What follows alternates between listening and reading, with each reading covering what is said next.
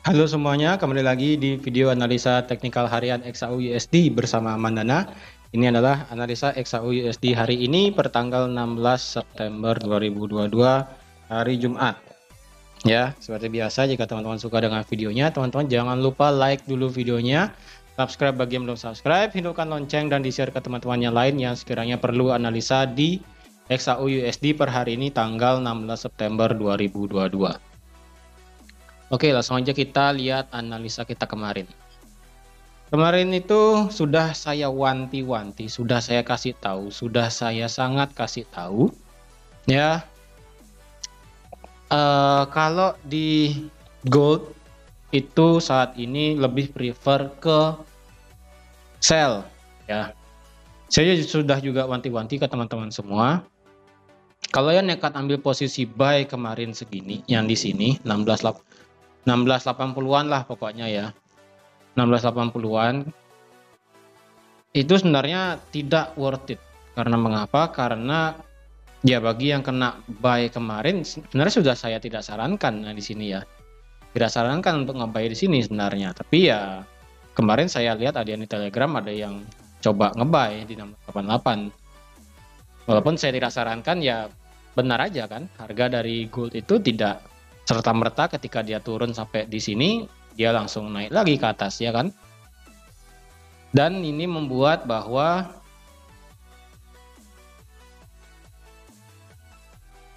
bearish flag yang ada di daily ini valid ya. Bearish flag yang ada di daily ini valid. Berarti kita sudah selesai melihat adanya pola bearish flag di sini. Ya. Adanya bearish flag di sini menandakan berarti kita akan ada penurunan lebih lanjut. Ya. Ini sudah jelas banget bearish flagnya di break. Sekarang harga ini berhenti di sekitaran 1662. Walaupun support selanjutnya itu adalah di 1643 ya, di area ini supportnya selanjutnya, dan selanjutnya adalah di 1576. Oke, ini akan saya update dulu analisanya. Jadi untuk teman-teman sendiri mungkin lebih baik saya sarankan ya, ini kan karena ini saya ada kasih tahu sedikit ya, kasih tahu sedikit tentang gold ya, yang saya dapat informasinya. Pertama itu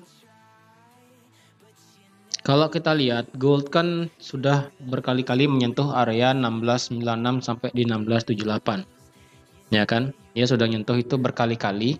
Historinya adalah ini pertama kali terbentuk sebagai resisten itu di tanggal ini sebenarnya ke belakang sih ya. Walaupun kita ke belakang ya.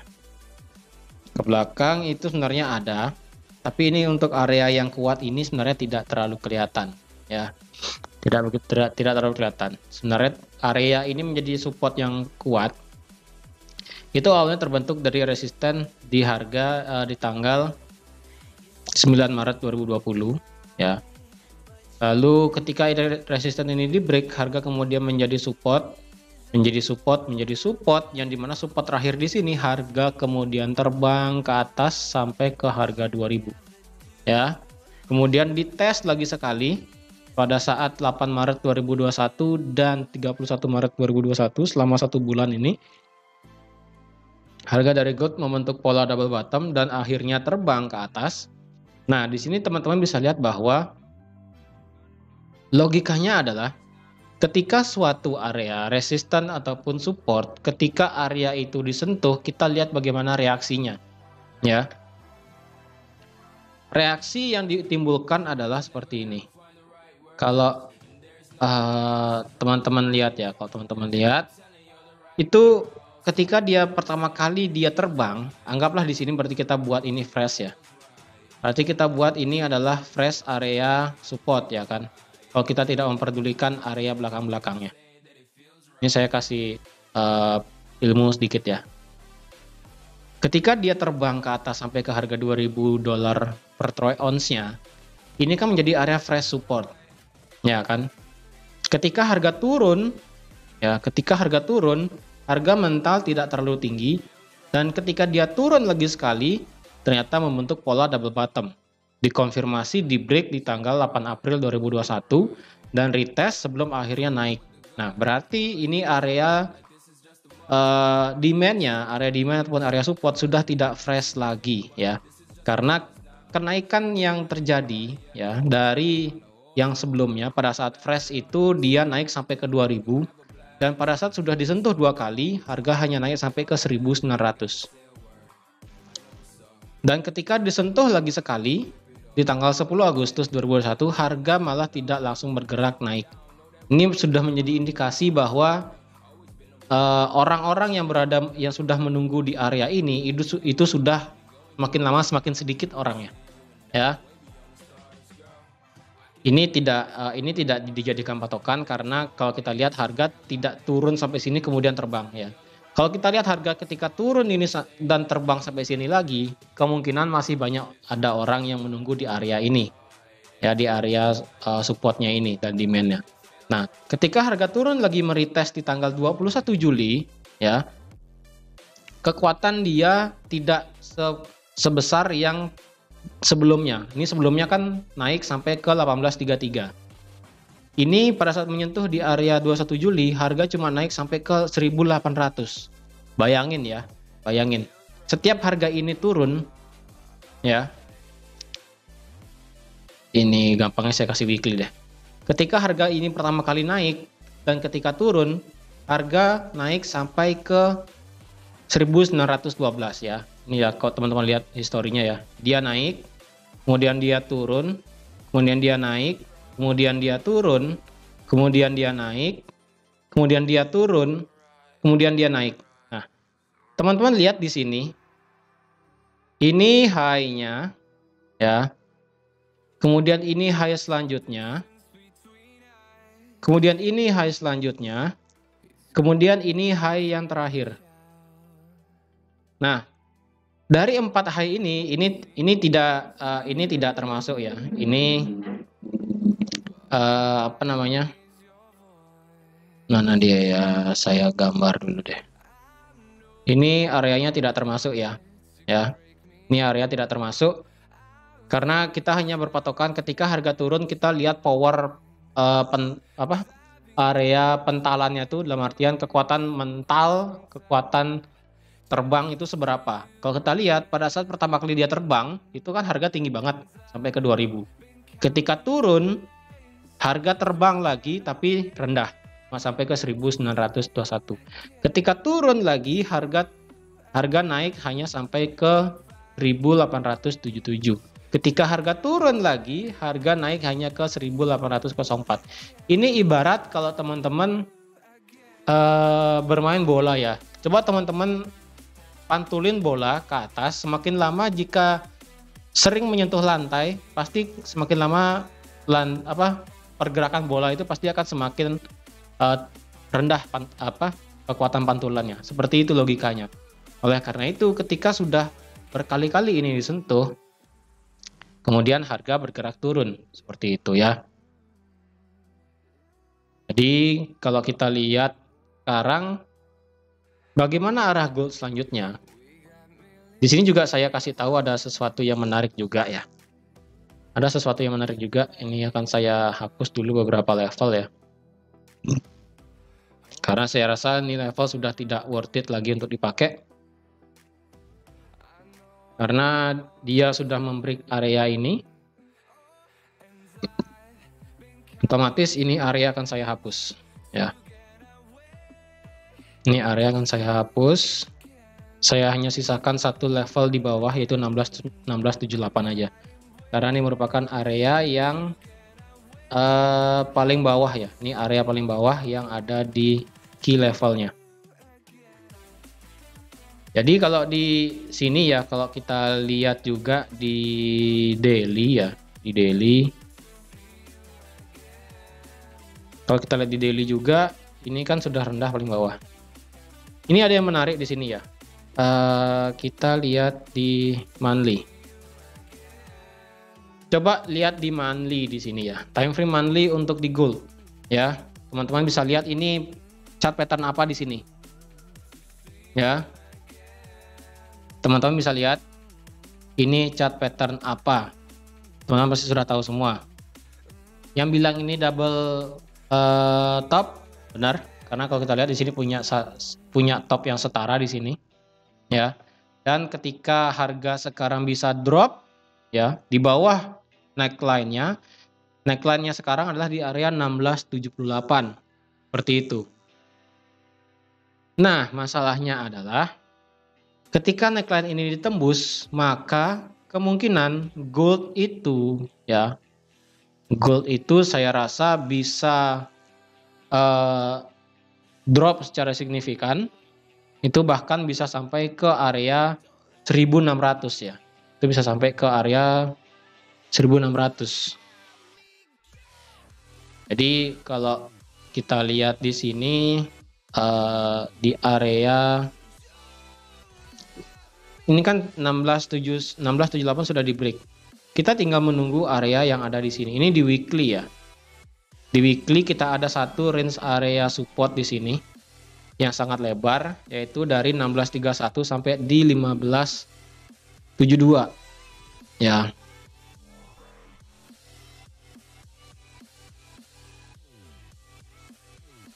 Kalau kita lihat di daily, kita bisa di area ini, ya, di area ini merupakan area selanjutnya jika teman-teman ingin ngebuy. Ini akan saya genapkan yaitu di harga 1575 sampai di 1630. Ingat ya, ini time frame daily loh ya. Ingat, ini time frame daily. Karena takutnya ketika ini break lagi sekali, ya sudah, harga dari gold akan bisa drop sampai ke 1500. Ya, ini bisa sampai ke sini paling jauh. Untuk saat ini kemungkinan dia akan tertahan di area ini. Oke, saya rasakan seperti itu. Nah, problemnya kalau kita lihat sekarang berdasarkan Fibonacci daily ya, dari dia punya swing terakhir di sini. Swing kecilnya untuk saat ini adalah dia sudah melewati 1272, kemungkinan akan ada turun sampai ke 1618. Ya, ini kan Fibonacci kecil. Kalau Fibonacci besarnya kita pakai yang di sini. Ya. Area ini merupakan area 1618. Oke. Jadi kalau teman-teman narik Fibonacci, jika teman-teman cari Fibonacci dari yang versi paling besar, ya. Ini kan versi paling besar nih dari dari 1680 sampai di 1807. Ini teman-teman tarik Fibonacci-nya, kemungkinan akan terjadi pantulan di area 1272 di sini, yang dimana ini adalah juga area berdekatan dengan Fibonacci 1618 versi yang pendek di sini ya. Versi pendek di sini berdekatan juga dengan Fibonacci 1618.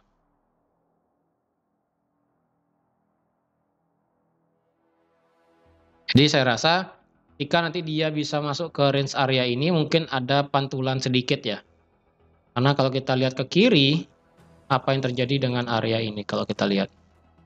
Ya, area ini merupakan ada satu area demand kecil yang sebelumnya sudah saya kasih tahu, yaitu di sini. Ya, ini demand kecil sebenarnya, nggak strong amat, ya. Karena strongnya itu demand besarnya adalah di sini sebenarnya. Demand yang ditunggu adalah di sini. Memang ada demand di sini, yaitu di harga, kalau saya kasih plot ya, di harga 1656 sampai di 1641. Oke. Jadi area 1656 sampai di 1641 kemungkinan akan terjadi rejection ke atas. Kemungkinan loh ya. Ingat, ini kalau kita lihat bearish flag sudah jadi. Oke. Ini bearish flag sudah jadi di daily. Kalau kita ukur dari dia punya legnya ataupun tiangnya, dari sini, kalau kita proyeksikan 1:1, dia kemungkinan akan bisa turun sampai sini. Nah, lihat ya, ketika dia break, kemungkinan dia bisa turun sampai di 1600 tengah sampai di area ini pokoknya. Di area ini merupakan berhimpitan antara Fibonacci 2618 versi pendek dan 1618 Fibonacci versi panjang. Untuk jangka panjang, Fibonacci-nya kemungkinan akan mencapai di area 1600. Dan Fibonacci 2618 itu juga di area 1610. Oke, dan ini juga berdekatan, bukan berdekatan, ini juga rasio daripada 1:1 bearish flag-nya. Jadi semuanya ini masuk ya. Jadi kalau teman-teman mau lihat, ini merupakan ini saya pakai 2 Fibonacci di sini ya. Yang versi 1 dan versi 2. Ini teman-teman catatnya juga boleh yang tadi. Nah, kalau teman-teman ingin trading per hari ini, saya rasa sih sebaiknya jangan. Udah deh. Jadi saya rasa kemungkinan di malam hari ini, karena kalau kita lihat juga di untuk yang kemarin hasilnya ini kan angka pengangguran turun, lalu angka retail sales bagus. Itu sebenarnya sudah menjadi ciri-ciri bahwa dolar akan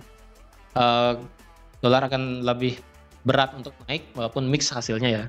Ini core retail sales minus, kemudian Philadelphia ini minus, itu kan. Walaupun sebenarnya itu hasilnya mix, tapi saya rasa itu lebih ke cenderung naik seperti itu. Dan kalau kita lihat data per hari ini untuk US dollar itu tidak ada ya, tidak ada sama sekali untuk di US dollar per hari ini. Jadi saya rasa untuk teman-teman yang trading per hari ini mungkin stop aja ya. Hari Jumat teman-teman boleh libur lah bahasanya ya, teman-teman boleh libur. Jadi kalau saya rekap per hari ini, per minggu ini ya, karena kan kalau saya sarankan Jumat ya udahlah nggak usah trading, nggak apa-apa, libur aja, karena minggu depan itu akan menjadi market yang sangat luar biasa. Seperti apa luar biasanya itu nanti akan saya bahas di analisa fundamental mingguan. Itu pokoknya luar biasa banget minggu depan itu ya, luar biasa banget pokoknya minggu depan. Jadi kalau saya simpulkan secara 1 minggu ini, teman-teman yang ambil posisi sell dari hari Jumat lalu hold di hari Senin, dan sampai akhirnya TP di hari Selasa, ya seperti ini, sampai ke 1700, itu teman-teman sudah sangat besar profitnya ya. Lalu bagi teman-teman yang ambil trading di hari Rabu, ya di hari Rabu itu jika ada yang ngeh sedikit, yang seperti sudah saya gambarkan di hari Rabu itu, di sini kan area 1706 merupakan area support become resistant. Jika ada, kemarin sih ada saya baca komentar, ada juga yang berhasil ngambil posisi short dari 1706 sampai di 1698. Ya, dia sudah worth it sih. Sebenarnya kalau teman-teman, kalau dia masih bertahan ke bawah sih wow banget sebenarnya ya. Tapi setidaknya per minggu ini kita sudah 2 kali open sell ya, di hari Senin dan di hari Selasa baru kita tutup.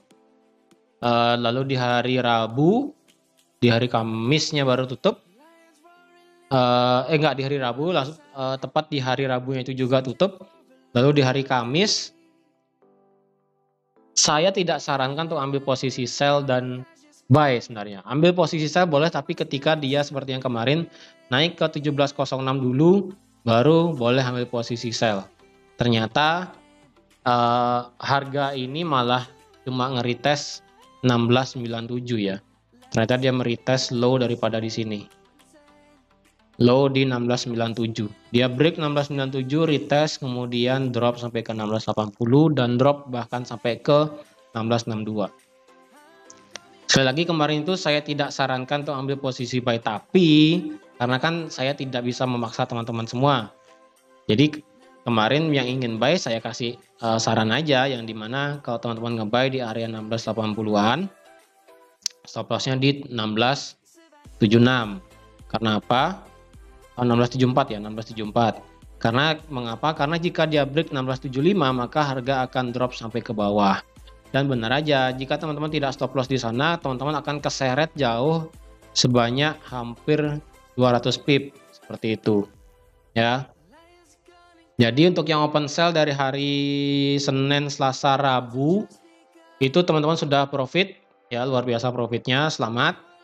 Semoga dapat profit juga nanti di minggu depan. Tetap bersyukur apa yang sudah kita dapatkan. Dan ini akan saya kasih satu pandangan lagi satu ya. Ini kalau kita lihat gold kan sudah turun sampai ke di bawah 1670 ya. 1678 lah bahasanya. Ini kemungkinan akan diikuti oleh beberapa saham di Amerika. Ini akan saya kasih insight dulu sedikit. Ini ada Dow Jones yang langsung drop, lalu ada Nasdaq ya, Nasdaq yang juga ikut drop.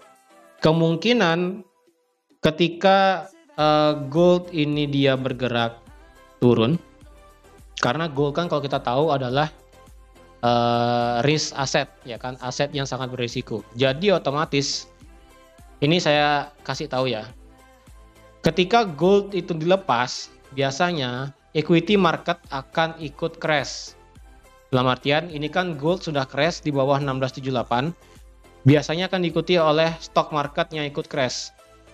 Baik itu Nasdaq, Dow Jones, ataupun nanti di saham kita sendiri. Baik itu IHSG dan juga bank-bank yang lainnya. Karena sekali lagi gold merupakan risk asset dan saham juga merupakan risk asset, aset yang berisiko. Dan juga sekarang ini mood daripada investor dan bisnis dan para pemegang saham dan sebagainya itu lebih cenderung kepada risk off. Risk off itu maksudnya adalah mereka melepas semua aset-aset yang berisiko.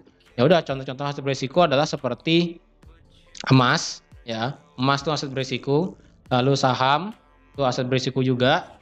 Seperti itu. Jadi otomatis orang-orang akan melepas aset risikonya untuk kembali ke mata uang seperti indeks dolar. Karena kalau kita tahu indeks dolar itu kan menguat. Oleh karena itu semua risk aset itu dilepas oleh para investor, dilepas oleh para spekulan, dilepas oleh semua institusi, dan kemungkinan semua akan lari ke mata uang. Jadi yang sekiranya lihat di ini akan saya, kalau kita lihat di indeks kita sendiri ya, kalau kita indeks kita lihat sendiri kan kemarin sempat kena all time high di harga 7.377. Ya, jadi kalau kita lihat Nasdaq tadi sudah drop, Dow Jones sudah drop, kita tinggal tunggu aja indeks kita akan drop sampai kemana. Karena IHSG juga merupakan salah satu risk asset juga, dan sekalipun nanti dia bisa drop, kemungkinan dia akan bisa drop sampai ke area 7.000. Oke, ini saya kasih tahu sekarang nih. Tapi kita tidak tahu apa yang terjadi nanti di masa depan. Oke. Ini nggak ada yang ngasih kisi-kisi, nggak ada yang ngasih apa. Ini pure hanya pendapat pribadi saya sendiri.